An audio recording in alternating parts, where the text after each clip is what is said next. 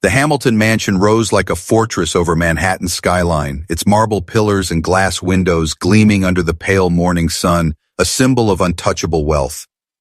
Yet inside, behind heavy velvet curtains that sealed every room in suffocating darkness, silence and sorrow ruled. The 7-year-old twins of billionaire Richard Hamilton had never seen a single ray of light. Michael and Gabriel were born blind, their world nothing but an endless void. Richard had spent millions on doctors across America and Europe, chasing every whisper of hope. Each time he returned home with the same verdict: impossible. His fortune grew, his companies soared, but his heart remained broken. His sons laughed less, cried more, and the echoes of their pain haunted the mansion's long halls. On this particular morning, Richard stood in his walnut-paneled study, staring blankly out at Central Park. He could see the roses blooming on his balcony, but he felt nothing. Their mother, Marina, had died giving birth, leaving Richard with wealth but no joy, power but no peace. Down the corridor, muffled sobs leaked through the silence, the twins again, rocking themselves in the dark, their nanny scrolling her phone in indifference. Richard clenched his jaw. He had run out of miracles, or so he thought. The intercom buzzed. "Sir, an applicant has arrived for the maid position." Richard barely cared who cleaned his house anymore. Yet, when the tall front doors opened, fate slipped in quietly. A black woman stood at the entrance wearing simple jeans, a white shirt, and sneakers scrubbed spotless. Her name tag read, Isabella Johnson. The security guard barely glanced at her before muttering, "Service entrance is around back." His words, casual yet sharp, carried that tone Isabella had heard all her life, the tone that reduced her to the help before she even spoke. She lifted her chin. "I'm here, by appointment with Mr. Hamilton." Richard himself appeared moments later, crisp in his navy suit, eyes shadowed with exhaustion. He scanned her resume quickly. "Salary is generous. Your duty is to keep the house in order. One rule: do not interfere with my children's therapy. I will not let anyone plant false hope again." His voice cracked slightly on that last word. Isabella simply nodded. She knew too well the weight of broken promises. Years ago, she had cared for her younger brother, who was born with partial blindness. She had taught him games with sound, with touch, with shadows, until a tragic accident took him away at 15. That loss carved her vow: if I ever meet children in darkness, I will give them everything I know. That evening, as Isabella unpacked in her small staff room, she opened a wooden box filled with scraps from her brother's life. Contrast cards, a toy top that clicked when spun, and an old flashlight. Tools that had once brought laughter to a boy society dismissed as disabled. She set them carefully on her nightstand. Tomorrow, she would begin, not just cleaning floors, but listening, watching, waiting for cracks in the darkness. The next morning, muffled sobs again echoed down the hallway. Isabella paused outside the playroom door. Inside, the twins sat curled in armchairs, tears running down their faces. Their nanny scrolled her phone, barely glancing up. "Stop crying. It won't change anything," she muttered coldly. Something inside Isabella twisted. She stepped forward softly, spraying her cleaner. The hiss echoed like a whisper of light. The boys' heads lifted instantly, their faces turning toward her sound. Isabella smiled. "Hello there, I'm Isabella. I came to make this room clean and fresh. Do you want to help me listen to the sounds?" For the first time in months, Michael and Gabriel giggled. She tapped a rhythm on the table. Ta, pee, tap, tap. They tapped back. She moved across the room, changing positions with each sound, and the boys followed her with uncanny accuracy, like saplings leaning toward the sun. Laughter rippled out. It wasn't sight, not yet, but something had cracked open. Isabella's eyes drifted toward the heavy curtains. She hesitated, then whispered, "Boys, shall we try something different? If it hurts, you tell me to stop." With trembling fingers, she pinched the curtain and opened the tiniest slit. A thread of golden light spilled onto the carpet. Both boys froze. Their chests rose, their faces tilted toward the beam. "Something feels different," Michael whispered. "It's brighter," Gabriel added. Isabella held her breath. She stepped across the beam, casting a shadow. "Now darker," Michael said instantly. Tears filled Isabella's eyes. She closed the curtain, knelt beside them, and clasped their hands. You did it. You felt light. At that exact moment, the nanny stormed in. Her eyes narrowed. Miss Johnson, your job is cleaning, not whatever this is. Her voice dripped with contempt. People like you don't belong making promises here. The word stabbed sharp. People like you. Isabella bit her lip but said nothing. But Michael suddenly blurted, Martha, the light didn't hurt. Gabriel added eagerly, Miss Isabella showed us. We could feel it when it was brighter. The nanny's face went pale. Footsteps thundered on the stairs. Richard Hamilton appeared in the doorway, stunned. His sons were sitting upright, their faces glowing with an energy he hadn't seen in years. What is happening here? He demanded. Isabella stood steady. I let in a tiny thread of light. They could sense it. Light, dark, shadow. They weren't afraid. The room fell silent. Then Gabriel whispered the words that cracked Richard's world apart. Dad, I think I saw it. Richard staggered, gripping the doorframe.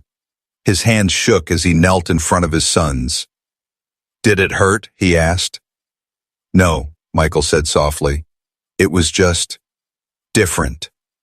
Tears brimmed in Richard's eyes. He turned to Isabella. Can you do it again, exactly as before? Isabella looked at the twins. Only if you want to. They both nodded. She opened the curtain just enough. Light spilled through. The boys lifted their faces, smiling, reaching toward the glow. Richard covered his mouth with his hand. For the first time in 7 years, hope wasn't a cruel word. It was standing right here, shining through a slit in a curtain, brought to life by the woman everyone dismissed as just the maid. Richard Hamilton had built empires with steel focus, but at that moment his mind was trembling. His sons, whom doctors had declared hopeless, were smiling toward a shaft of light because of the quiet courage of a maid. He could hardly breathe as he watched them lean toward the glow, whispering words like brighter and shadow. He had spent millions on experts, yet it was Isabella, a woman dismissed by others as just the help, who had unlocked something none of them dared to try. But not everyone was impressed. The nanny, Martha, stepped forward, her voice sharp. This is reckless. These boys have delicate conditions. You could damage their nerves. Her words rang like chains meant to drag the moment down. Isabella held her ground. I didn't force them. I let them choose. And they laughed for the first time in weeks. That's not damage. That's life. Richard looked between them, torn.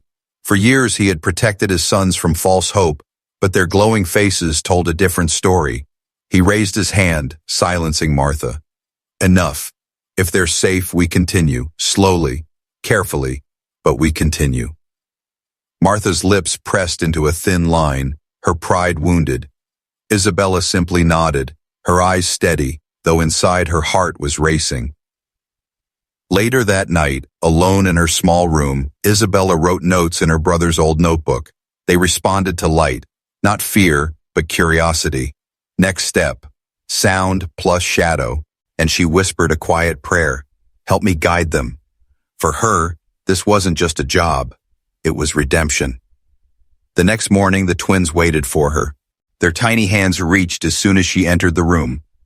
Miss Isabella, can we play the light game again? Michael asked with shy eagerness. Martha scowled from her corner, but Isabella ignored her. She pulled a small flashlight from her bag. We'll try something new. Follow the light with your hands, not your eyes. Tell me where it moves. She flicked the beam onto the floor, sliding it gently across the carpet. Gabriel bent down, his fingers sweeping. Here, it's moving left. Michael joined in, giggling. Their laughter filled the room like sunlight after rain. Isabella's throat tightened. She was watching hope grow in real time. Richard entered quietly, pausing at the doorway. He didn't speak. He just watched. The sight of his boys crawling on the floor, laughing as they followed light they couldn't yet fully see, struck him deeper than any business victory ever had. His eyes glistened. For the first time since Marina's death, he felt the weight on his chest lift, just a little. But Martha could not stay silent. Sir, this is dangerous. She's no doctor. She's playing games with their condition. Her tone dripped with disdain. Richard's gaze hardened. And yet in 2 days, she has done more than all the specialists combined. His voice cracked with authority. From now on, Isabella has my permission. Full support. Martha's face darkened, but she bowed stiffly. Isabella, however, felt the pressure rise. She had Richard's trust, but that meant the weight of his entire hope rested on her shoulders. Failure was not an option. That evening, when the house grew quiet, Isabella slipped to the balcony. She looked at the endless city lights below and thought of her brother. "If only you were here to see this," she whispered. A tear rolled down her cheek, but she wiped it quickly. Tomorrow, the journey would continue. The next morning brought a test she didn't expect. The twins had grown so excited that they wanted to explore beyond their room.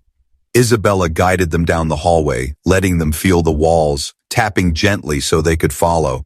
Martha's disapproving glare followed every step.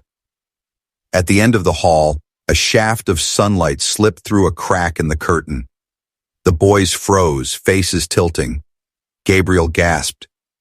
"It feels warm." Michael whispered, "It's alive." Isabella's heart swelled. They were sensing the world piece by piece. But as they reached for the light, Martha stormed forward and yanked the curtains shut. "Enough of this nonsense. You'll hurt yourselves." Her words echoed through the corridor. The boys flinched. Isabella stood between them and Martha, her voice calm but firm. "Don't you dare steal this from them." The air froze. For the first time, the maid had stood up to the old guard of the Hamilton house. Richard, who had come upstairs at the commotion, stared in shock. His sons clung to Isabella, not Martha.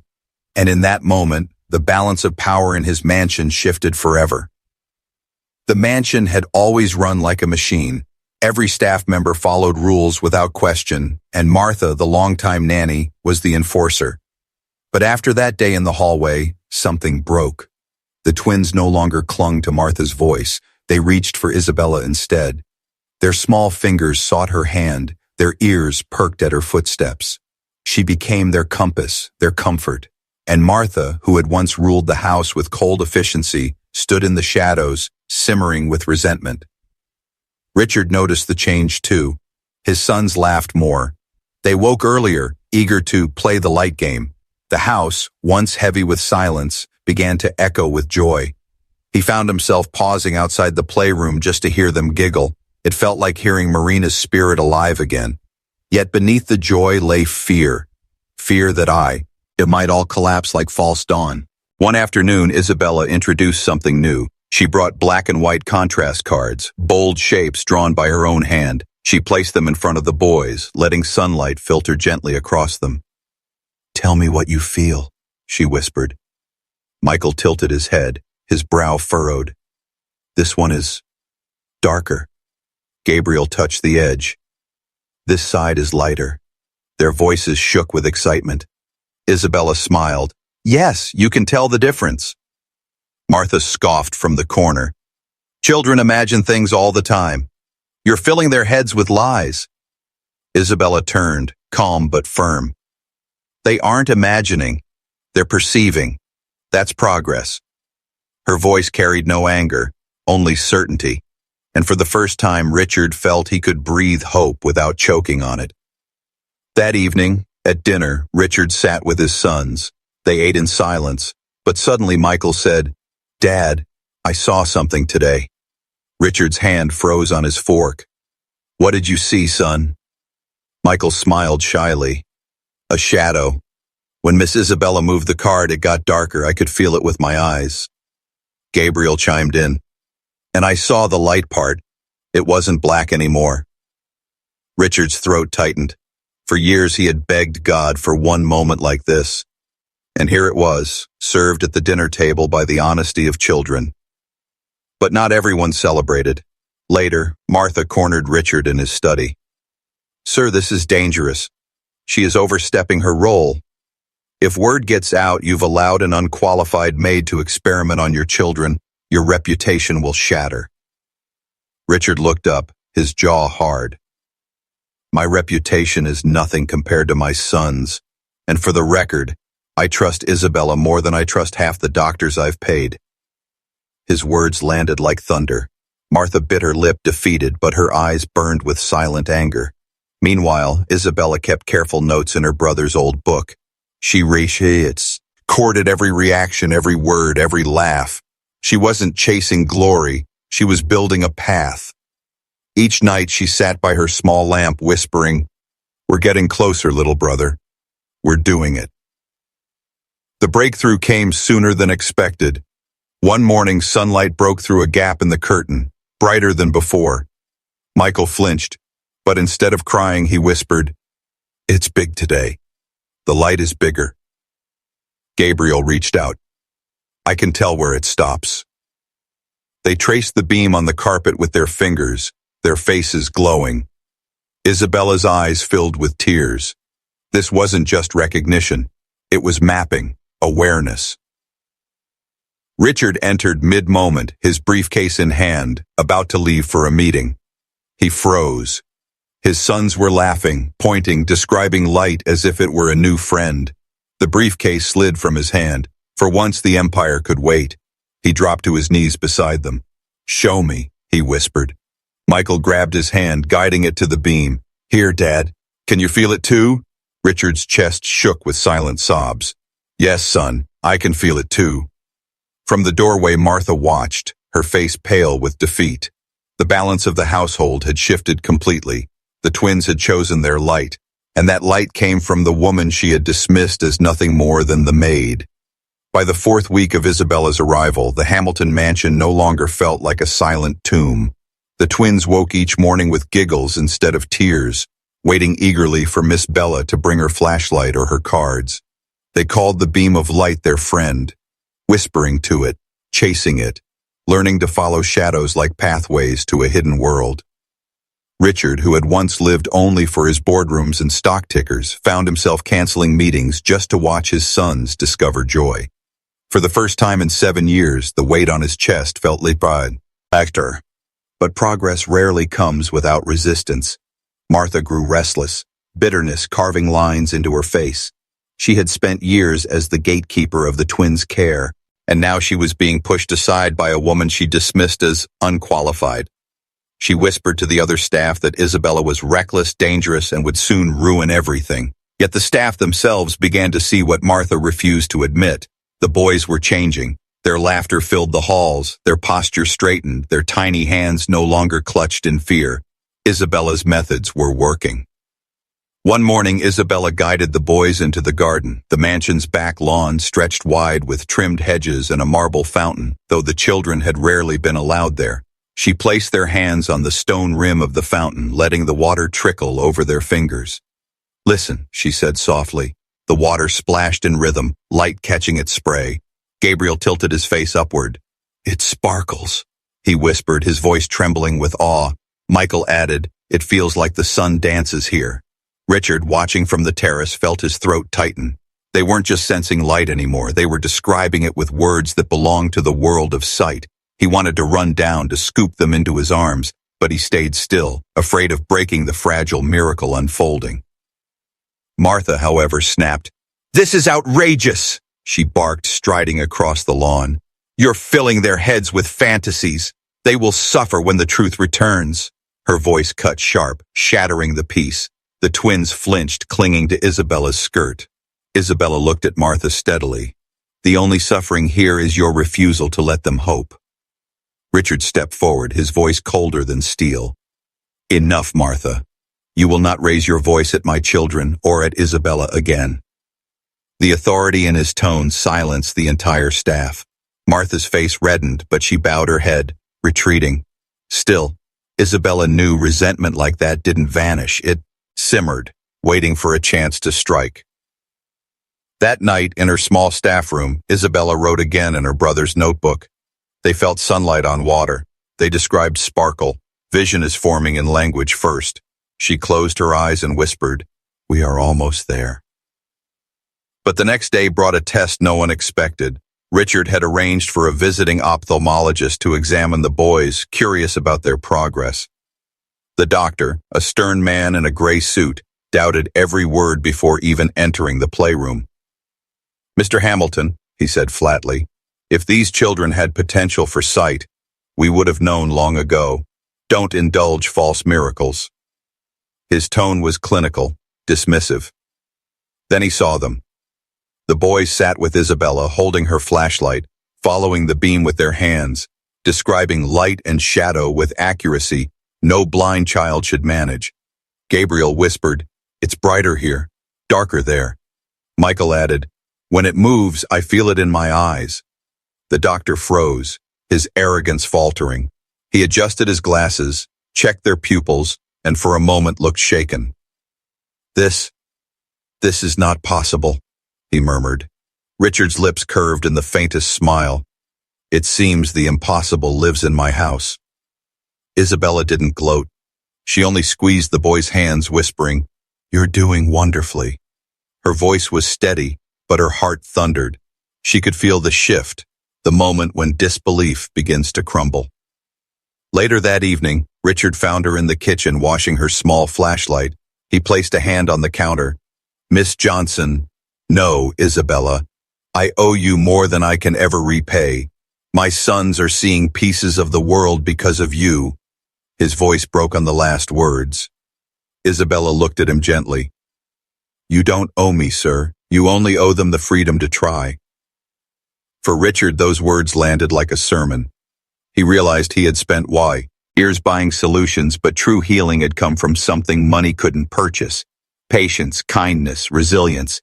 And it had come through the woman so many dismissed, because of the color of her skin and the title of her job. The mansion breathed differently now. Every corridor echoed with footsteps of two small boys who were no longer prisoners of silence. Michael and Gabriel followed Isabella like little shadows, tracing beams of light, clapping at contrasts, whispering their discoveries with joy that grew louder each day. Staff who once tiptoed around the mansion now lingered, watching the miracle unfold. Hope, once banished, had returned. But hope threatened those who had ruled through despair. Martha's resentment hardened into something darker. She had lost her authority, her closeness with the twins, even Richard's trust. Each laugh of the children felt like a dagger to her pride. One night, alone in her quarters, she muttered, "She'll ruin everything. She's just a maid and he treats her like a savior." Her hands trembled as she planned to put Isabella back in her place. The chance came the next morning. Isabella had guided the twins into the sunlit library, a room they'd never entered before. The tall windows poured light across the shelves, and the boys gasped, sensing brightness on their faces. "It feels warm, like the sky is inside," Gabriel whispered. Michael touched the wood, smiling. "It's golden." Isabella's chest tightened. They weren't just feeling light anymore. They were describing color. At that moment, Martha burst in, feigning panic. "Sir!" she shouted down the hall. "Come quick! The maid is forcing the boys into dangerous exposure." Richard, startled, rushed from his office. He stopped at the doorway, his eyes sweeping the scene. The twins were laughing, reaching toward the sun, Isabella guiding them with calm patience. There was no danger, only life blooming. Yet Martha's voice rose, sharp and bitter. "Look at this madness. She's no doctor, no teacher. You've allowed a woman with no qualification to gambit with your children's health. If this gets out, the press will destroy you." Her words echoed like poison through the room. Richard looked at his sons. Their faces glowed, their hands stretched as though they had finally touched heaven. His jaw tightened. He turned to Martha, his voice low but lethal. "Do not mistake my silence for weakness. You see recklessness. I see miracles. You see a maid. I see the woman who gave my sons their first taste of sight." His words thundered. Martha's face drained of color. Still, she pressed on, desperation spilling out. "She's manipulating you, sir. People like her." The phrase froze in the air. Richard's expression darkened. "Finish that sentence, Martha, and you will regret it." The silence was heavy, broken only by Gabriel's trembling voice. "Dad, please don't be angry. Miss Bella makes the light safe." Those words pierced deeper than any argument. Richard knelt, pulling his boys close. "I'm not angry, son. I'm proud. Proud of you both, and grateful to Isabella. He looked up, his voice firm. From this moment, her place in this home is not as the maid. She is their teacher, their guide, and anyone who disrespects her disrespects me. The staff gasped. Martha staggered, clutching the doorframe. Years of dominance vanished in a heartbeat.